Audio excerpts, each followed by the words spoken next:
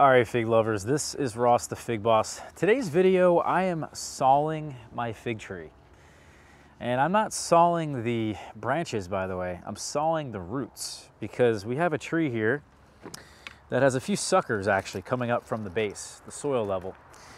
And what I'm able to do, and what you're able to do with fig trees, is actually saw out these suckers and propagate a whole new tree that will be an exact clone of the mother plant. And I figured actually, since this variety here is quite special to me, that I would saw out the suckers, separate them, create new plants, and then repot this mother tree back into its original pot. So I bet a lot of you guys didn't know you could do this. In fact, we even have some results right here where I took a 15-gallon Norella tree. It's one of my favorite hardy Chicago figs. And we just sawed it right in half. There was a sucker that came up right here, and we cut the entire root ball in half. And then I actually planted the other half of the Norella over there into a new plot that we're designating for fig trees. The same thing here has happened with this Marseillaise. In fact, this was a really special one because I was able to get 3 different distinct root systems out of this, and you'll see just how cool this looks. And I basically cut the whole root system into thirds.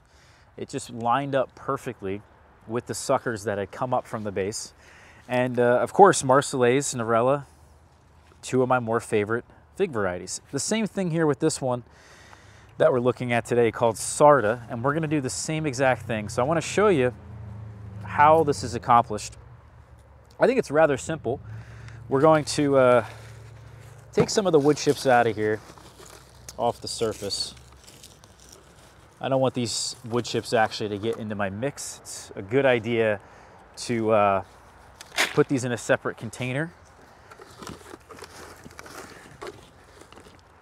All right, so that's out of the way. Now we're gonna take this out of the pot, and the easiest way to do that is to just bang on the pot, or you can turn it upside down. That's another really good way.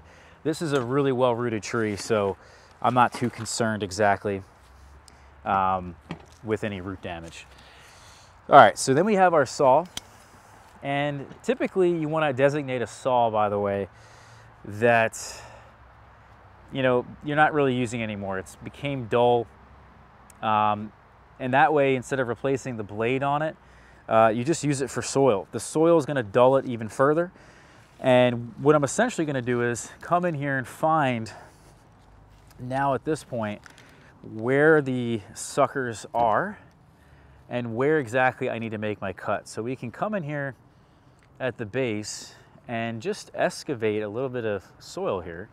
And that'll give us a good idea of exactly where we have to cut.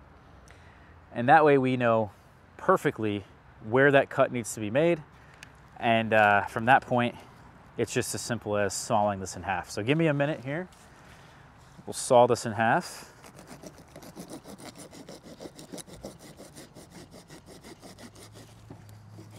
I like to actually put pressure on both of the trunks. So I have pressure on this main trunk, pressure on the other one that I'm applying with my other hand that's not doing the sawing. The hardest part is not actually getting through the roots. The hardest part is getting through this main trunk and separating that main trunk from the sucker. Now, something interesting I noted from this variety, Sarda, and I don't know how or why this is happening, but it's producing figs of 2 different colors that are coldedom-like. Last year, this fig produced black figs. Earlier this season, this tree produced black coldedom figs. But then later in the season, this branch here in particular that I just cut off, now you can see there's a totally new root system, totally different tree. Believe it or not, produced white figs. So I don't know if this is just maybe mislabeled Coldedom Blanca Negra, which is supposed to produce dark figs and actually light figs in the same tree, or this is just somehow a special mutation that has occurred. So by cutting off the branch that has this weird mutation, I now potentially have different genetics between these two trees. So that's one sucker there. We're going to pot that up. And then I also have another sucker that is over here. And I'm going to come in here again the same way I did, line up exactly where I want to cut. This one came off real easily. And I'm not going to go all the way down with this like I did the other one, just a straight cut all the way down, because this sucker is actually taking away a lot of roots from this main trunk, and I don't want that to happen.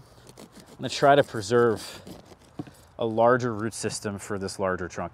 So you can see here, this is what we're left with. And by the way, this has a decent chunk of root system here as well. But there you go. This is it. A whole new Sarda tree here.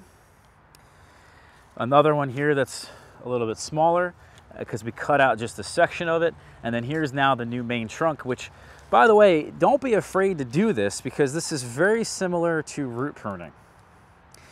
And root pruning is just essentially in the dormancy period of these trees. It's a good idea if your trees become root bound to cut out a third of the root system, maybe even every other year. I have not really had a desperate need to do so. But now that the trees are dormant, I'm kind of putting them away for winter storage coming up. This is a great time to do this. Get all this sorted before the spring, or you can wait until the winter time, or you can wait until the spring before the trees wake up.